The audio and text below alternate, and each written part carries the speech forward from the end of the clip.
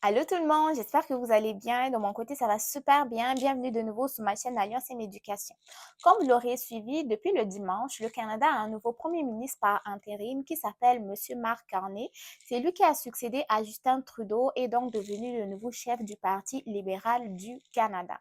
En tant que citoyenne canadienne issue de l'immigration, j'ai jugé quand même assez important de voir c'était quoi les réformes proposé par Monsieur Carney en lien avec l'immigration au Canada et j'ai trouvé quand même des résultats assez intéressants que j'aimerais partager avec vous. Donc, si vous êtes intéressé par ce sujet, je vous invite de regarder cette vidéo du début jusqu'à la fin.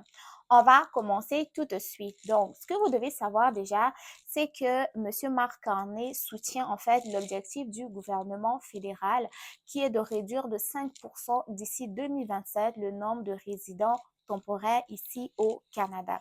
Donc, ces recommandations politiques à ce sujet sont lesquelles? Première recommandation, c'est qu'il imposerait un plafond pour les permis d'étudiants étrangers qui serait basé sur la capacité d'accueil des provinces à fournir des logements et des emplois aux étudiants.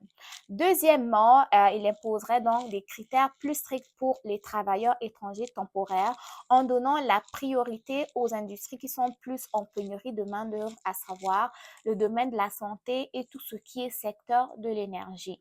Troisièmement, il y aurait comme des obligations pour les employeurs exigeants des entreprises qui embauchent des travailleurs étrangers qu'elles contribuent premièrement au logement et aussi au programme de formation linguistique, soit le français ou l'anglais.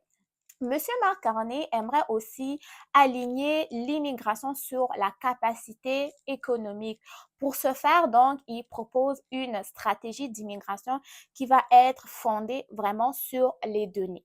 Les objectifs annuels en matière d'immigration vont être ajustés en fonction des éléments suivants. Premier élément, l'offre du logement. Donc, pour cela, il y aurait comme des révisions trimestrielles qui vont être liées au taux de nouvelles constructions. Deuxièmement, la capacité des services publics. Pour cela, en fait, il va veiller à ce que les investissements dans les secteurs des hôpitaux, des écoles suivent le rythme des changements démographiques. OK? Et en troisième lieu, ils vont aussi évaluer les besoins du marché du travail en faisant quoi? En mettant en place des allocations sectorielles qui vont être déterminées en coordination avec les provinces et les organismes de réglementation. Ce n'est pas terminé. Monsieur Marc Carney aimerait aussi renforcer les critères de sélection économique. Pour cela, en fait, lui, il se dit favorable à une refonte du système de points afin d'améliorer l'intégration économique. Pour cela, il propose des ajustements suivants. Premier ajustement, bien sûr, il aimerait mettre en place en fait des exigences plus élevées en matière de compétences linguistiques pour les travailleurs qualifiés dans les professions réglementées. Les professions réglementées, vous savez, ce sont des professions où vous êtes obligé d'appartenir à un ordre professionnel afin de pouvoir exercer votre profession au Canada et il y en a plusieurs. Le plus populaire que je prends souvent, par exemple, c'est celui d'infirmier, médecin, pharmacien, ergothérapeute, physiothérapeute, etc., etc. Même les enseignants aussi font partie des autres. OK? Donc, pour cela, il va y avoir de plus en plus des compétences linguistiques qui vont être exigées. Ensuite de ça, il y aurait, ok, ça c'est un point que j'aime bien, un point que j'aime le plus, la reconnaissance des diplômes avant l'arrivée. OK? La reconnaissance de diplômes avant l'arrivée. Cela va permettre en fait de réduire le sous-emploi chez les immigrants qualifiés. Ça, j'aime ça. Pourquoi? Parce que la plupart des immigrants qualifiés qui arrivent ici au Canada et qui entament la procédure de reconnaissance de diplôme, ça leur prend tellement d'années que à la fin de la journée, en fait, ils sont tellement, ils sont fatigués de la procédure, la bureaucratie qui n'avance pas et finissent par travailler dans d'autres secteurs alors qu'ils pourraient travailler dans leur secteur. Ils vont plus occuper les emplois non qualifiés parce qu'ils ont des responsabilités, ils ont des charges, ils ont des factures, des obligations et autres. Pendant ce temps-là, les procédures de reconnaissance de diplôme, ça prend du temps. Du coup, qu'est-ce qui va se passer? Il va y avoir plus de personnes qui vont occuper des métiers non qualifiés, des métiers non diplômes. Pendant ce temps, il y a plus de pénurie de main-d'œuvre dans les emplois qualifiés parce que la reconnaissance de diplôme prend du temps. Du coup, toutes les personnes qui étaient venues comme travailleurs qualifiés, immigrants qualifiés, se trouvent à ne pas occuper les emplois pour lesquels ils avaient immigré et certains sont dans le désarroi et n'hésitent pas à manifester leur colère ou trahison selon eux, sur les réseaux sociaux. Des fois, on peut comprendre, mais ça dépend de la manière dont ils s'expriment. Okay?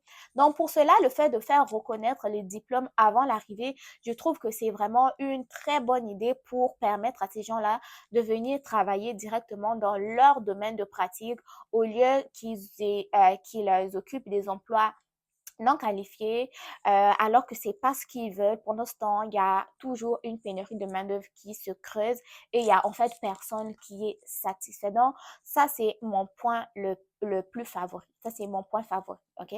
Et dernier point, c'est qu'il y aurait comme des incitations à l'immigration régionale. L'immigration régionale, ça aussi, c'est bien parce que euh, il y a beaucoup de gens qui vont aller plus qui vont immigrer dans les grandes villes, dans les provinces qui sont déjà plus peuplées et ça va créer comme des trous dans les régions et ça empêche en même temps les régions de se développer du point de vue économique et démographique.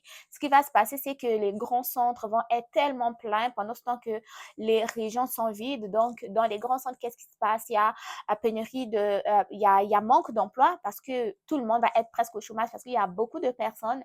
Les emplois disponibles sont occupés par tout le monde et il va y avoir des problèmes en lien avec les services de santé parce que les délais d'attente au niveau des urgences vont être trop parce qu'il y a beaucoup de monde alors que pendant ce temps, les hôpitaux dans les régions sont presque vides. Donc, pour ce qui concerne des incitations à l'immigration régionale, il va y avoir des allègements fiscaux pour les nouveaux arrivants qualifiés qui vont s'installer à l'extérieur, des grands centres urbains. Donc, ça, c'est aussi un moyen de pouvoir attirer les gens en région. Il y avait déjà plusieurs programmes qui ont été mis en place pour attirer les gens en région.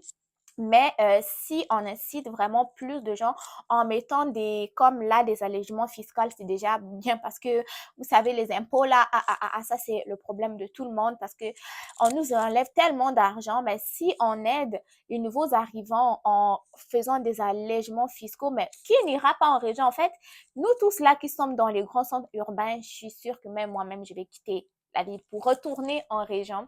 Non, non, non, je plaisante, mais je trouve que c'est quand même des bonnes stratégies pour essayer de peupler un peu plus les régions et aérer un peu les grands centres urbains qui sont débordés. Les services sont débordés. Des fois, ça va prendre 2 à 3 ans sur une liste d'attente pour avoir un médecin de famille.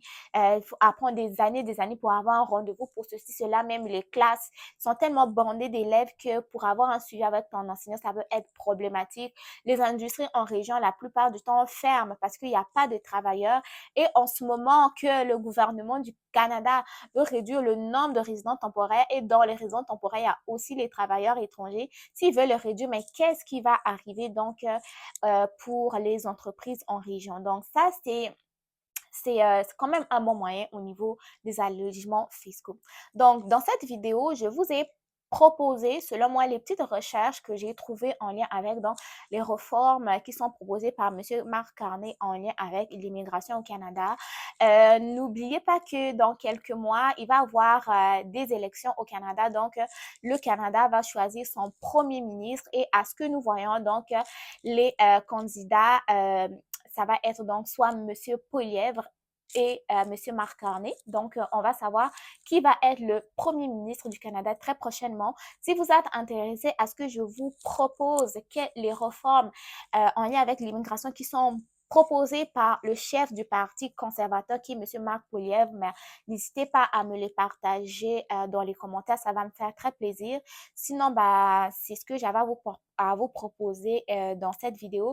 Mais en gros, je pense que c'est des réformes qui sont quand même pas mal intéressantes, surtout pour les étudiants. On va s'assurer d'accueillir les étudiants dont on est capable de loger et aussi dont on est capable de pouvoir donner un emploi après leur formation.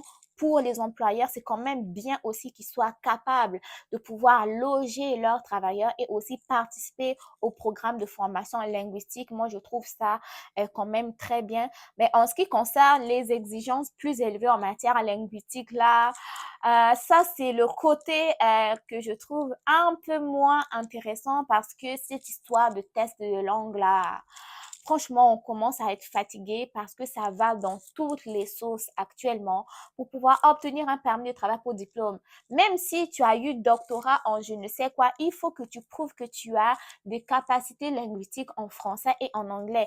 Que tu sois francophone, anglophone, tu as étudié en français dans ton pays, tu es venu au Canada étudier en français, tu vas encore devoir montrer que tu es apte à parler français académique, I don't know. Mais ça, c'est le point que je préfère pas, le point que je n'aime pas. Mais sinon, si vous avez d'autres, ben, n'hésitez pas à les partager. Donc, si je recommence un peu pour conclure la vidéo, Monsieur Carney propose un plafond pour les permis d'étudiants étrangers, critères stricts pour les travailleurs étrangers temporaires. On met plus d'emphase sur les secteurs en pénurie de main-d'œuvre, santé, services de l'énergie. On va obliger les employeurs à pouvoir loger leurs travailleurs et aussi participer au programme de formation linguistique. Ensuite de ça, l'offre de logement, il va y avoir des révisions en lien à ce sujet avec le secteur de la construction et autres. Capacité des services publics, donc des investissements au niveau des hôpitaux et des écoles. C'est ce que je vous disais que les centres urbains sont surpeuplés, donc les offres de services, c'est pas vraiment ça va pas vraiment avec la quantité de la population qu'il y a. Donc, ils vont revoir un peu de ce côté-là et aussi les besoins du marché du travail, des allocations sectorielles étant déterminées. Il va y avoir des allocations donc sectorielles qui vont être déterminées avec la coordination des provinces et les organismes de réglementation. Ensuite de ça, des exigences plus élevées en matière de compétences linguistiques, reconnaissance de diplôme avant l'arrivée, ça c'est le côté, mais le point que j'adore le plus et aussi des incitations régionales ils vont mettre en place pour pouvoir inciter plus de travailleurs étrangers temporaires à aller travailler dans les régions. Donc, si vous avez aimé la vidéo, n'oubliez pas de liker, de partager. Dites-moi ce que vous en avez pensé dans les commentaires. Prenez soin de vous. Bon succès dans vos différentes démarches. On se dit à très bientôt pour une nouvelle vidéo. Bye bye!